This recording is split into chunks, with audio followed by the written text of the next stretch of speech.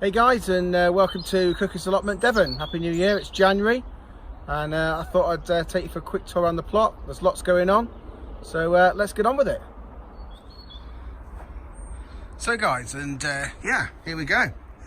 Lots going on. This is the time of year that preparation really is the key. So we've got the buckets over there. That's I'll take you over and show you the buckets.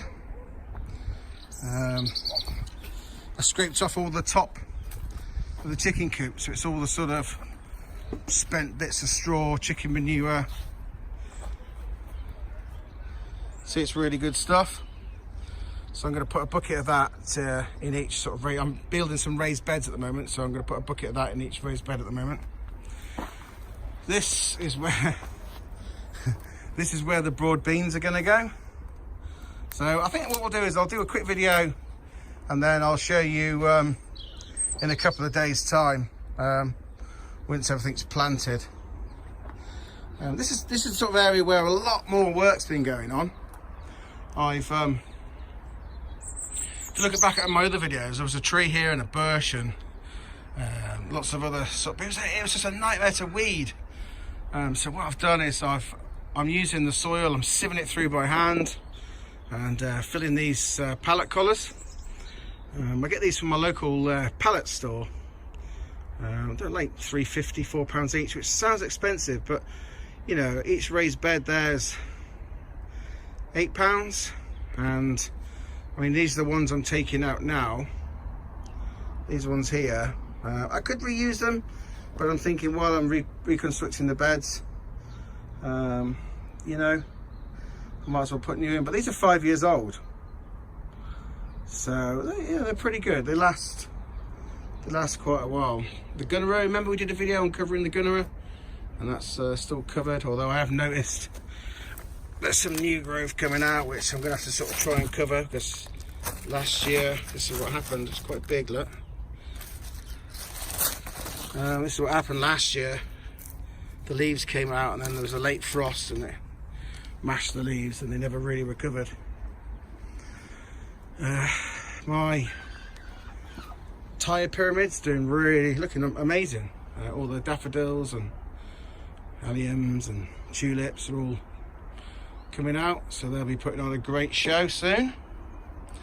The African keyhole garden is doing really well. There's some really random things come up lately. I've got a fennel that's come up over the winter. Some stray garlic at the back there. There's leeks here that are doing okay. There's some leeks that I've put in not so recently. Garlic's in this bit here. And then I've got onions all through this bit of the bed and at the back there. So I'll just take you over there now. Doing this video on my iPhone again, it's pretty good. I was quite happy with the last one. It's quite easy to make the video, to edit the video. So there's a mixture of onions in here as well, red and white onions. Like I said, the leeks are over there.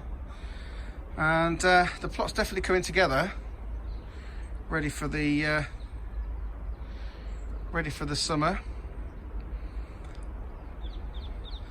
I've kind of been overrun with strawberries this year, so that's what I always thought on my plot, especially if you look back at other videos, that this area here and this area here, there's like raised beds. They're always really messy, really hard to weed. These are really close to the fruit cage. Always try and leave a gap. That's one thing I have learned, and I will pass that on. If you're building structures, make sure you leave a gap between them to get the weeds out. Example of that is, oh look, cheeky little robin there, look. So hello, Mr. Robin.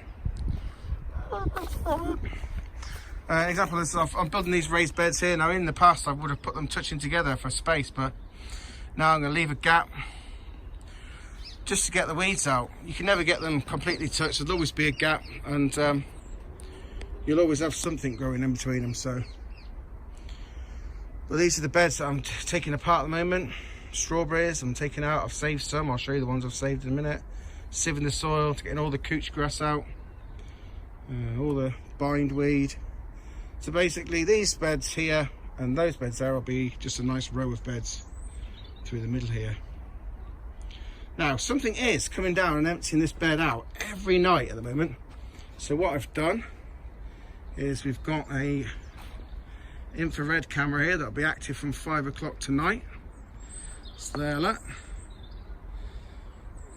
And that's hopefully going to capture whatever keeps emptying these beds out. It's something big, because you can see the big sort of claw scratch marks. It's not a rat or a rabbit. I think it's a badger. So we'll see. Footage to follow. Exciting times, eh? Right, I'll finish with the strawberries that I took out of the beds that I'm saving. Chucks are over here. Look, the girls. Hello, girls. They're get that in focus a bit better if we can. That's roof cam.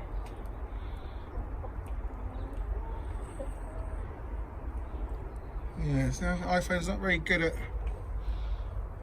focusing. It's kind of intended to focus on the. Oh, there we go. Say hello. Hello. So there's the chickens doing really well, and these are all the strawberry plants that I've saved so far. So that's just what was there? 4,